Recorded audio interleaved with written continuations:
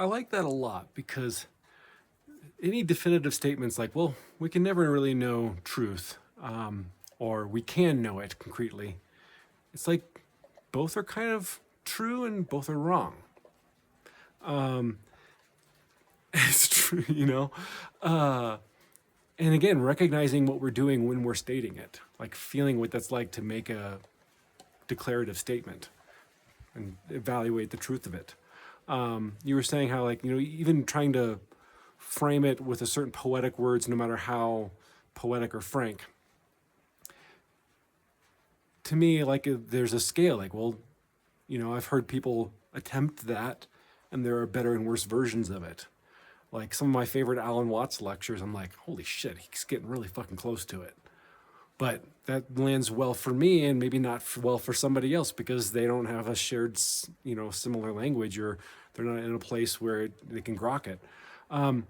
One narrative that I was going to share that is my favorite current narrative, and it'll probably be different in a few years, is like you're saying that I do agree that it's really not encourageable for any one person to say that, oh, I've got it, because you have to recognize that you just have your own experience and others have theirs, and the synthesis of all is a far better one than any one single person.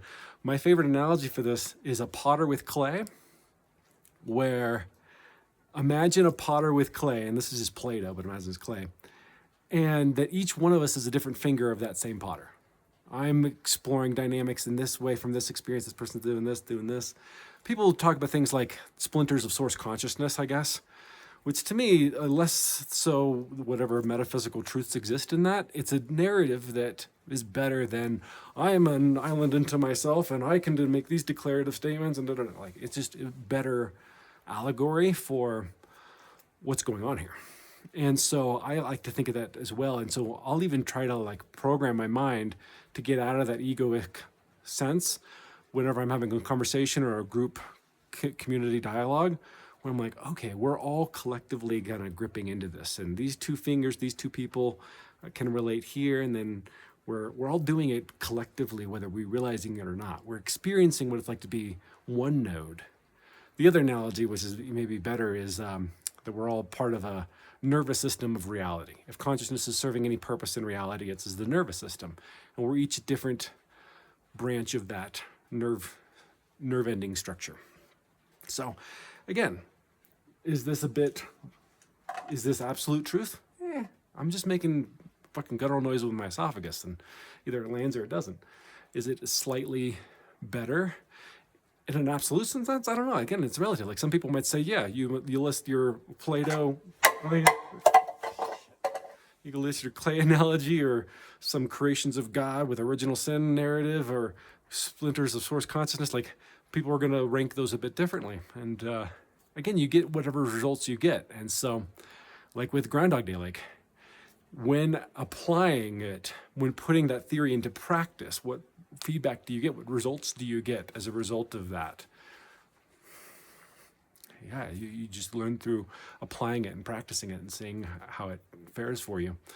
Last thing I'll throw in here really quick, because I'm going to go to bed here soon. I'd love to just drop this in, is I think this might come from Confucius, but there's this great, very simple, applicable exercise of recognizing the dynamic between your expectation of reality, which is inescapable to some extent, having some expectation of reality, and then your experience of reality. And I've come to the point, for myself at least, that I've come to think of every negative emotion, every negative experience, especially triggering ones where I'm mad or I'm sad or depressed or have anxiety. What I think is going on there is that I can see that triggering emotion and then say, you know what, that's probably happening because somewhere in my implicit expectation of reality, unconsciously derived, however it is askew with how reality really is, however reality really is. But I'm getting some direct feedback that, this a good example of this was when Donald Trump first won in 2016. I'm not a registered Democrat, I'm independent, but I was just really alarmed. I was like depressed. I was like, I didn't think this could happen. I didn't think it was a thing that could realistically happen. And then I'm like, let me apply this. So have a triggering emotion, get curious, go under the hood and investigate where you think there's some misalignment with your expectation that is not aligning with how reality really is. And so, again, it didn't make me a Trump supporter, but I started learning about Trump and how he was a product of his father and his childhood and understanding populism and the Tea Party movement and everything, not judging any of it. And recognizing, you know what? Yeah, had I been familiarized with all of this, I could have seen the writing on the wall a long time ago and recognized that this was just something that was happening, whether I wasn't aware of it before. And so it wasn't as triggering anymore. Still something that I had some disagreements about, but if you notice, every example where somebody sees something erroneous or problematic in reality, if they don't understand it, then there's emotions and it's triggering. But if they do understand it, if they've studied it and gotten curious about it, it's not triggering to them anymore. It doesn't mean that they've accepted it and they enable it, but they're actually in a more empowered space to be able to do something about it.